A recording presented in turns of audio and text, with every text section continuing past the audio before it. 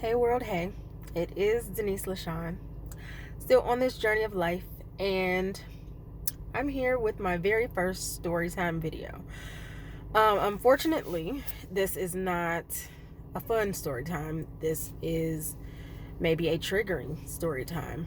I had mentioned before about having stalkers, and Brian Compton dropped down in the comments and said he wanted to hear the stalker story. So here we are. I actually had two stalkers, one male, one female. And these were people that I knew in my personal life. Yeah, it's a thing. So, I was living in Alabama, and actually, the stalking situations slightly overlapped. I was working in a nursing home, and I'm friendly enough. I talk to my coworkers. I interact with, other people. So,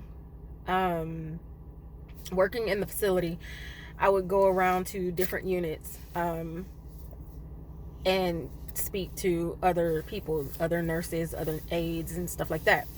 So, in the way that I did it, I would always say, "Hey, friend," or "Hey, girl, hey," really loud and just kind of animated. And there was one girl there that I knew of her. I didn't know her. We didn't really speak. I didn't work on one unit all the time. I wanted to, but I would go to different units and work.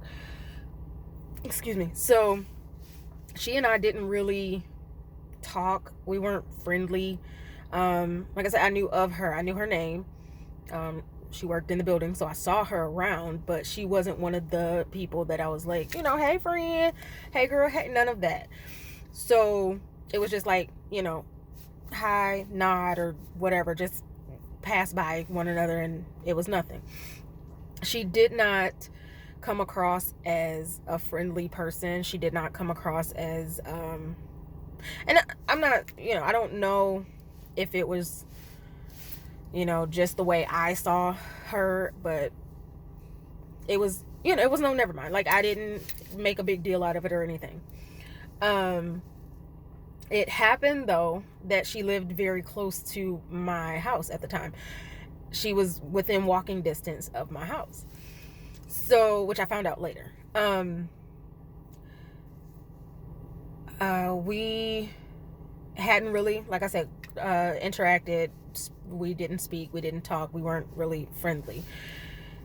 And I don't remember exactly how the situation started for her to stalk me, but I know there were just instances of her sitting outside my house. I had a dog. I am allergic to dogs, but I had a dog. My dog was outside, and she would like call my phone. When you're working in like healthcare facilities, you have a phone list, and your phone is basically available for anybody that you work with. So she called my phone, and she's like, "I'm outside your house. I'm waiting on you to come feed the dog." Yeah, my dog's not going to eat today. Like, I'm just going to be a neglectful person to this dog right now, because why are you outside my house? My house was on the corner, and she would call, or she actually came to my house a couple of times. She call and say, "I can't see in the windows. Like, the blinds are closed. I can't see inside." Why are you trying to see inside? Why are you at my house? Like, what are you doing? I don't understand. So she was a lesbian. She is a lesbian. I don't really know what her status is now. She was a lesbian, and I don't think it was an attraction thing. She actually dated one of my coworkers, one of the girls that I was actually friends with. She recently passed. Rest in peace, Megan. But they dated, and my friend and I would go out, hang out, go to like the mall, go to dinner, things like that. And she would come, like, I guess, out to the street when my friend would pick me up and we would go places. And she would call my friend and say, "Why didn't you stop the car? I was chasing you guys." Why are you chasing a car? And why are you stalking me when you're dating her? This is like, so she's like, my house was on the corner, and she's sitting at the stop sign, like literally holding up traffic, just waiting to see if I'm coming outside or something. Like who does that? And then once, I ended up working on the same unit with her, it was, no, actually I didn't work on the same unit. I was just walking around doing what I was doing, talking to people. And she would say, "Hey, can you help me with Miss such and such? Just help with the resident. I'm working." I don't really have issues with the girl. She hadn't caused me any physical harm.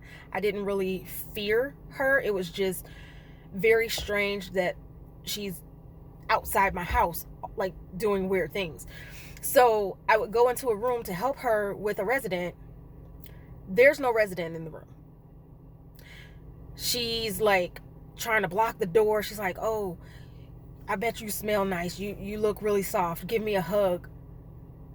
She was like that big, so I could push her away from the door. I'm like, "Dude, seriously? Like, you need to chill."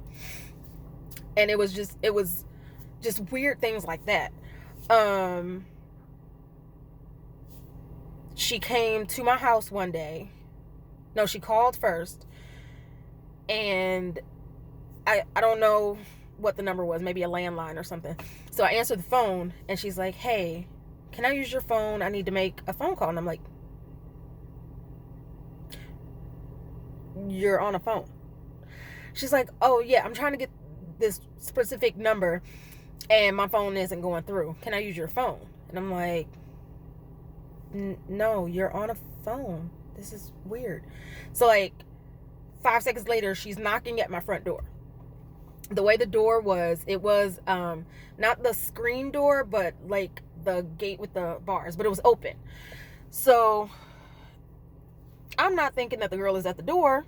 I open the door, just the actual door, and the gate is locked. So there's that between us. I open the door, and she's like trying to look in the house. She's like, "Oh, it smells good. What are you cooking in there? Are you making this? Let me see your bedroom." Like, what is happening right now? So yeah, no. And I'm like, "You need to leave. Like, there's no reason for you to be, oh, I just need to use your phone." And I'm like, "You just called me from a phone, so you don't need to use my phone." So I'm closing the door. She's like still knocking at the door, and then she walks around. I can see, it's daylight, I can see like her shadow. She's like at the window. I never like called the cops on her. Like I said, I was not afraid of her. It was just very strange behavior, and it was very off-putting. And I guess it ties into the situation of the other stalker, which was very scary. I did find out later that she had some issues. She had some real issues. Her sister worked in the facility as well, and not trying to get all in their business or anything, but she had some issues, and then drugs did play a part as well. So I think at some point she ended up moving away from around the corner from my house. But yeah, she was like outside all the time, outside my house, following, my friend's car. And it's still very strange because my friend and she were dating, and my friend and I were hanging out. So it could have been a situation where we all kind of hung out. I didn't necessarily want that, but it could have been that type of situation if she just wanted to like befriend me or something. I don't know what the situation was. It was very strange because she actually did tell me one day that she didn't like me. She's like, I thought you were fake. I thought you were phony. The way you walk around the job, like, hey friend, hey girl. Like, I thought that was like fake and phony, and I didn't want to know you as a person. And I'm like, but yet you're outside my house. Like, were you just trying to see me in my real life or like outside of work? I don't understand. I won't understand, because again, she had issues. She had some drug things going on. So that was that. And as I was working in that same facility, hanging out with the same girl, I believe we had gone downtown to like this club bar thing. We had hung out a couple of times down there. And there was another place like down the street that it was like a restaurant, but they had like I guess a club night as well or something. I don't exactly remember how that setup was, but I went there, and I wasn't alone. I don't know if I was with her, but at the time that I met the guy, I was sitting by myself. So I was sitting at a table, and he kind of walked by, and then he came back. I had my legs crossed, and he kind of touched my shoe, and he spoke and, said that I was attractive, and he wanted, to speak with me or whatever. So we talked for a little bit, and I didn't have like a pen or anything. So when we left, he'd asked for my phone number. When we left, I didn't have a pen, so I just told him the number, and I gave him the right number. I told him the number, didn't write it down or anything. I don't know if he wrote it down after the fact, but I didn't write it down. It's, it's whatever. So I left. We ended up leaving the club, and no problem. I went out of town. I want to say I had gone back home to Michigan, maybe a week or so after this night at the club, or maybe a little bit more than a week. So when I had gone home, I got a random call on my phone. I don't think anything of it. I'm not, who is this? I'm not going to answer. I'm not that person. Like, I'll answer the phone. It's fine, because I could always hang up. No big deal. So I answered the phone, and it was the guy. And I'm like, oh, hey, how's things going? Whatever. And I'm just thinking to myself, like, he remembered my phone number from like a week ago, or like I said, maybe he wrote it down after I left. I don't know. I told him I had gone out of town, and I was doing whatever, and that I would, be back in town soon, and we could talk, hang out, or whatever. Okay. So when I went back to Alabama, we spoke again, and we hung out. The first time we hung out, I think we went to get something to eat. It was something simple. It wasn't like a date. I wasn't like dressed up or anything. We just kind of hung out. Talked a little bit, and he seemed normal. So normal, in fact, that we hung out more. He actually came around my family. He came to my grandmother's birthday party. He went to my church. He came to church with us. We had hung out that the Saturday night before, like the entire night. Didn't get home till late. But when Sunday morning rolls around, we went to church with my mom, with my sister. Like, the family went to church. He was there with us. I'd hung out all night, so I'm kind of nodding off in church a little bit. Sorry. And when we get to the car, he's holding my hand, and then he's like looking at me strange, and he lets go of my hand. And I'm like, okay, whatever.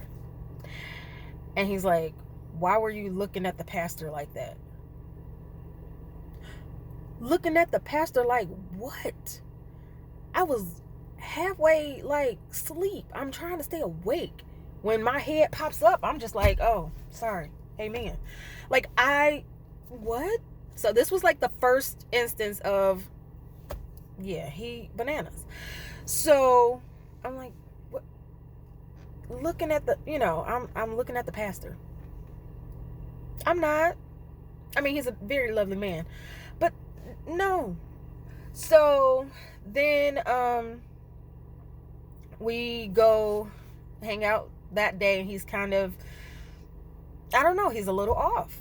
He really thinks I'm giving goo eyes to the pastor when I'm trying to stay awake and hear the message. But yeah, so that was the thing. Then I go, and I guess we part ways for the day. Talk a little bit over the phone the next few days or whatever. And then, we hang out again. We go to the mall. And we're about to walk in the door. I drove. We are about to walk in the door, and he's like, oh, wait, unlock the car. So I unlock the car, and he has to put his gun in the car, because he's like, I'm not going to take it in the mall or whatever. And I'm like, okay. So, yeah, no. So we go in the mall, we're hanging, shopping, doing a little whatever. And it's cool. No problem. No issues that day. But I know he has a gun now. Again, I don't know when the switch got flipped. But I know one day he comes by and picks me up, and we're just driving around. We don't have any plans. We don't have any direction. We're literally just driving around. And we're just sitting in the car. And then he says, so I know you talking to so-and-so. And I'm like, I don't know who that person is. Who is that person? My homeboy told me you were talking to such and such. I don't know your homeboy. I don't know who this person is. I don't really have friends like that in Alabama. I don't know any of these people. What are you talking about? So now I'm concerned, because I'm in this car. We're driving around aimlessly, just around. And I'm like, okay, because he's already a little nutty, apparently, because he thought I was giving the pastor the goo eyes. And then he just asked me about, some random person that I'm not familiar with. And somebody told him that I'm talking to this person. So now he's upset. Am I about to have to jump out of this moving vehicle, because I don't know where this is going right now? So he's getting more and more upset, and he's like, just tell me the truth. I know you're talking to and I'm like, I'm telling you the truth. And me being who I am, I'm not about to confess to something that I didn't do. So I don't know this person. I'm going to tell you I don't know this person. I'm not talking to this person. But at that same time, it's where does this go? Either I stick to the truth and tell you I don't know this person, or I tell you, yeah, I know this person and we're talking. Either way, you're upset. So what do I do now? I'm in this car, and I am trying to decide if I am going to have to jump out in traffic. Is there going to be a red light? Am I going to be able to get somebody's attention in the next car? Like, this is where I am in my head right now, because he's driving. We don't have a direction, or at least I don't know a direction. We're just out here, and I don't know what's going on. So then we end up pulling up to, like, by a Walmart or something. And he's like parking the car, and he's talking about, you know what? You right. My homeboy, he would be trying to break us up for whatever.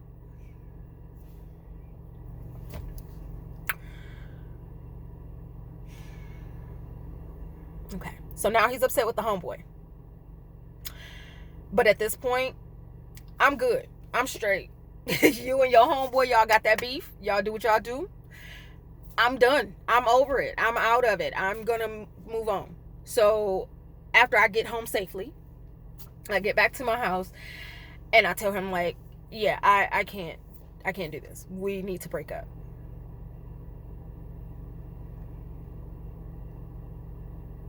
No, he was not trying to hear that. And I'm telling him, you need to get some help. Like, I don't know if it's anger issues. I don't know what it is, but you need to get some help. No, you need to get some help. I do, and I will. Now, this is over the phone, because at this point, I don't need to see you face to face anymore. I'm okay. I'm good. And then it's calls back to back. We still had a phone. We had, like, the voicemail thing, but we also had a phone with the answering machine. So the answering machine box full, the voicemail box full. He's still calling. He's at the nursing home where I was working. I go to work. He's in the parking lot. My coworkers, like, they're, keeping an eye out for the front. I have to go park around back at this point. I want to say maybe once or twice, I went to work, and then, like, my mom came to, like, drive behind me, because he was showing up at the job. He's showing up at my house. I come home from wherever, and there's, like, flowers in the door, like, his hoodie's in the door. He has, like,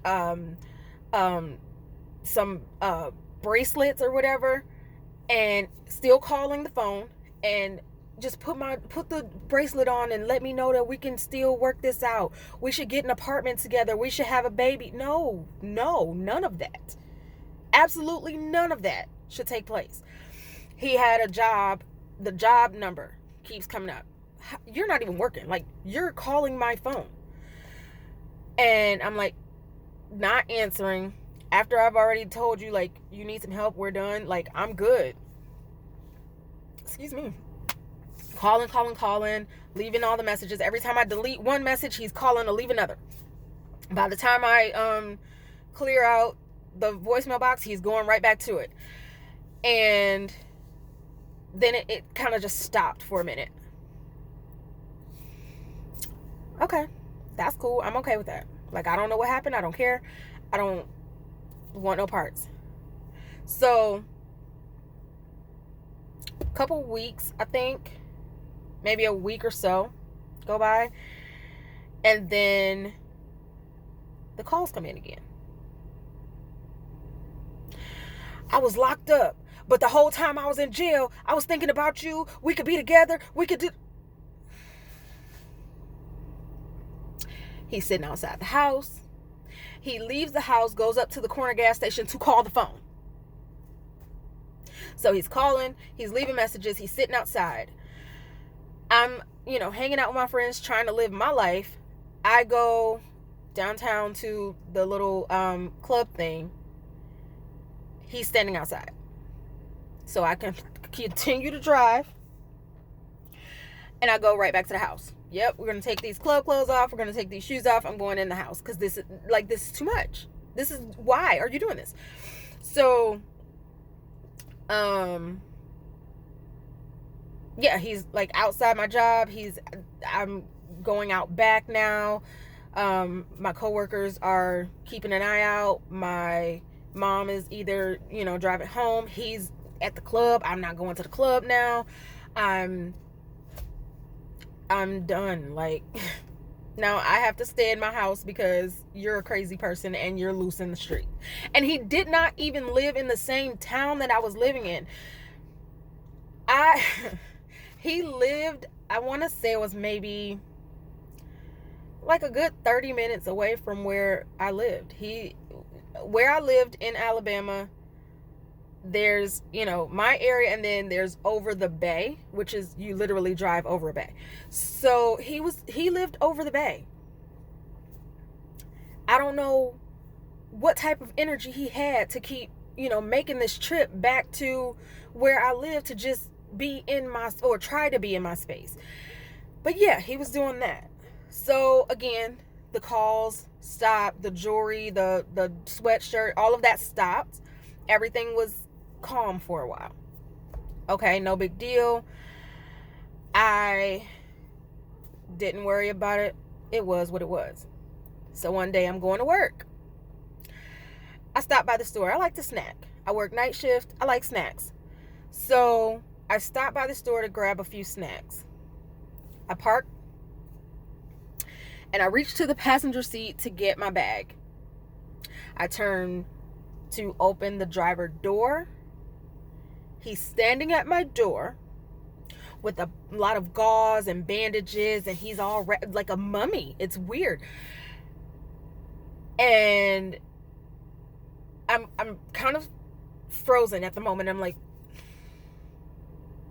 I locked the door. You need to move. Like, we're not having a conversation. You need to move. And he's like, I'm so sorry for everything I did. This is karma. Some dude tried to rob me and he cut me up with a knife. You need to move. I'm about to run you over. So I put the key back in the ignition. You need to move. Can I call you? You need to move. I didn't get my snacks. Before I got out of the parking lot, my phone ringing.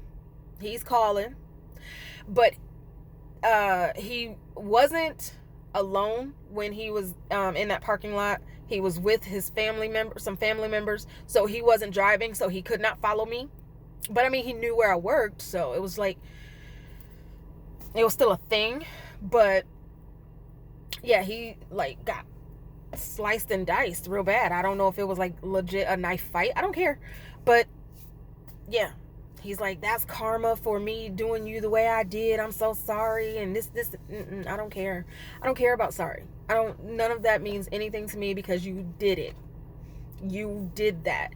You made me uncomfortable in the place where I live, the place where I work. You made me uncomfortable in those situations. And yes, at some point I could have and should have probably called the police. Not even probably. I should have called the police.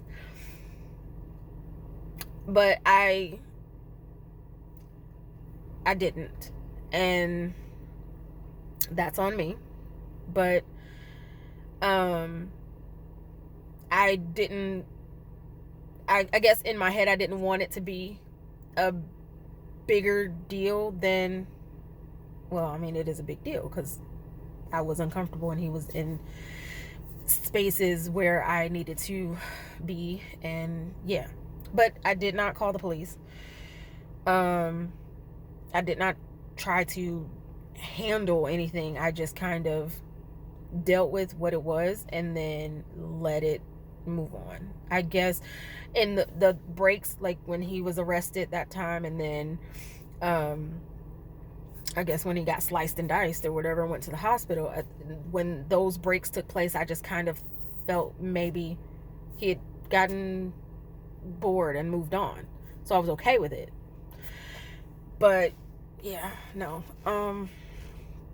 Do not let someone else make you uncomfortable in your spaces. Like, that's not okay. I did after some time, I did just kind of do like a little Google search or whatever, and I found out that he is deceased. I believe it was a murder situation where he, I don't know if it was like a gang thing or what the situation was. I don't remember the details, but yeah. So, and I don't know what happened with her. I don't know where she is. Hopefully happy and healthy in the world. I don't know. There are I don't know, like, there are kind of like mixed feelings about it. I'm not happy that people were like that involved or that close to my person, or my personal life, my personal space.